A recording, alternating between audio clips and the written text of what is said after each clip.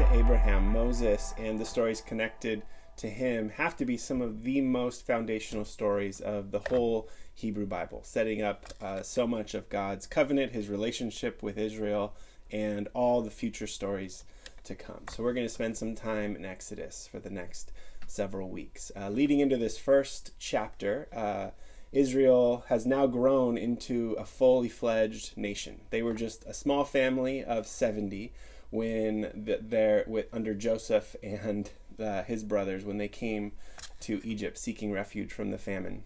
And now they've grown and they're a nation in their own rights, starting to be oppressed by the Egyptians that once welcomed them in. It's been probably about 400 years between Genesis 50 and Exodus chapter 1. Let's jump in. Exodus 1, 8 through 22.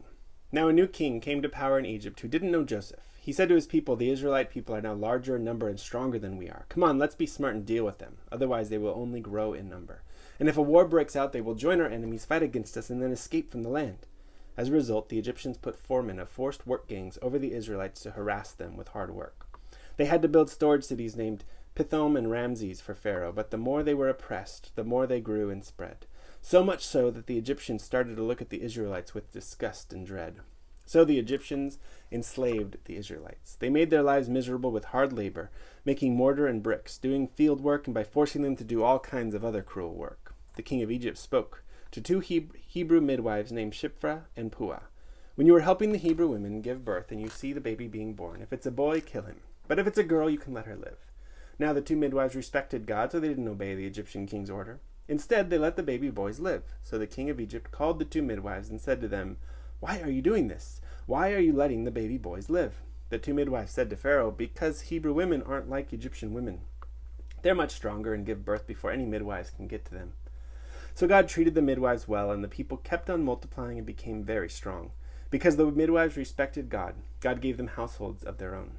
Then Pharaoh gave an order to all his people, "Throw every baby boy born to the Hebrews into the Nile River, but you can let all the girls live."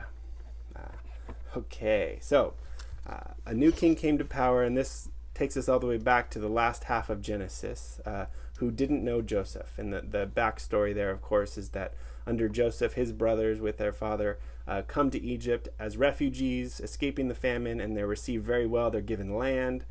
Joseph has become the number 2 power in Egypt.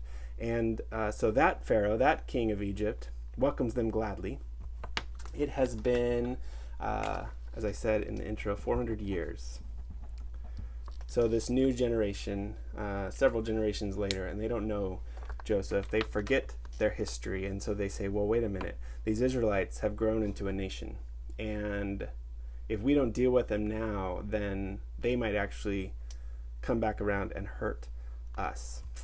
We mentioned this earlier if you go back to some of our previous studies through Abraham, but here is one example where Abraham's story was foreshadowing Israel's later story. Actually, the same words show up there. With Abraham and Sarah, they harassed their Egyptian slave. And here, the Israelites are now being harassed by the Egyptians. So it's kind of a poetic justice sort of thing going on here. So this is really setting up the tone for the rest of the book and even for Israel's identity. The more they were oppressed, the more they grew and spread. So much so that the Egyptians started to look at the Israelites with disgust. In the time we have, one observation that really stuck out to me was the names. Names are always important. Interesting that the names of the cities were given, but not the name of Pharaoh himself. We don't actually know who this king is, and even in historians, we try to make an educated guess, but we don't know which Egyptian king this was supposed to be, and maybe that's actually intentional. It kind of makes him a little bit larger than life, and it's might be a way of actually saying this happens all the time. In any generation, you might have a king like this, as much as it also was rooted in an actual historical account. But the Hebrew midwives, Shiphrah and Puah, get names. One of the things that really jumped out to me, look at Pharaoh's logic here, is if it's a boy, kill him, but if it's a girl, you can let her live. And he says that again down here. Every boy you need to throw into the Nile, but let all the girls live.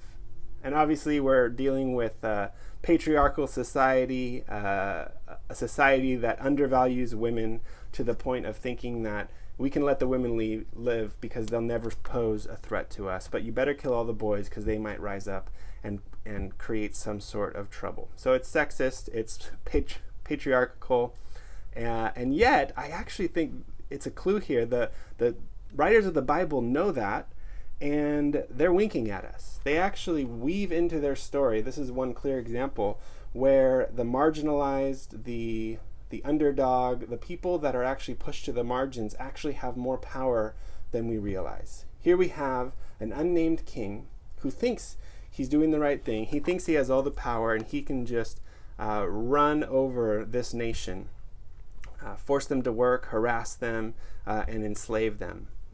And he completely undervalues the women. But it's the women, these two women get names and a household of their own. God gives them a legacy because of what they do. And it's clearly here the women are kind of have the upper hand, if you will, right? They are the ones that are actually undermining everything that Pharaoh is trying to do.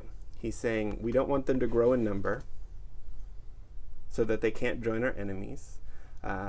His solution is, let's make sure to kill all the boys so we keep their numbers down. These women who trust God, they completely undermine Pharaoh, and in the midst of their oppression, the Hebrews just keep growing and spreading. They even say, well, Hebrew women aren't like Egyptian women. They're much stronger. And God is multiplying his people and multiplying them as well. And here you almost see the nail in the coffin of Pharaoh's legacy of his empire is in his warped logic here, right? When he says, well, go ahead and let all the girls live, he's actually putting the nail in his own demise, because it's the girls in this story that are making God's plans go forward, making God's chosen nation continue to thrive and multiply. And as we're going to see, women continue to have a prominent role in God's story. Well, I love seeing ways that the biblical text undermines the status quo, our perceived notions of who's in charge, who's the powerful one here.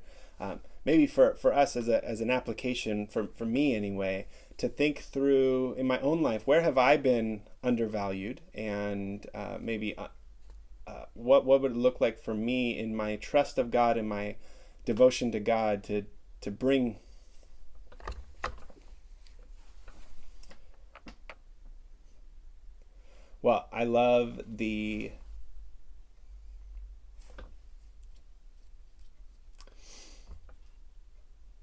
I love what we saw here is a thread that you'll see again and again in the biblical story, where the undervalued, the underprivileged, the marginalized gain some sort of upper hand. Sometimes it's a little subversive, but if you know where to look, you're going to see this pattern over and over and over again.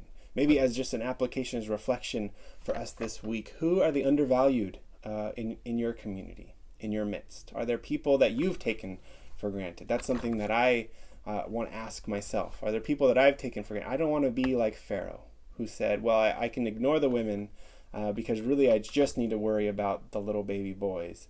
Really showing his hand and showing that he has a completely warped view of how God can work in the world. And so for you, are there any people, maybe it's a whole class of people like Pharaoh with men and women, but more likely, I'm guessing, for you and me, it's maybe one particular person or one smaller group of people. Is there someone that you've undervalued that God actually wants to show up in?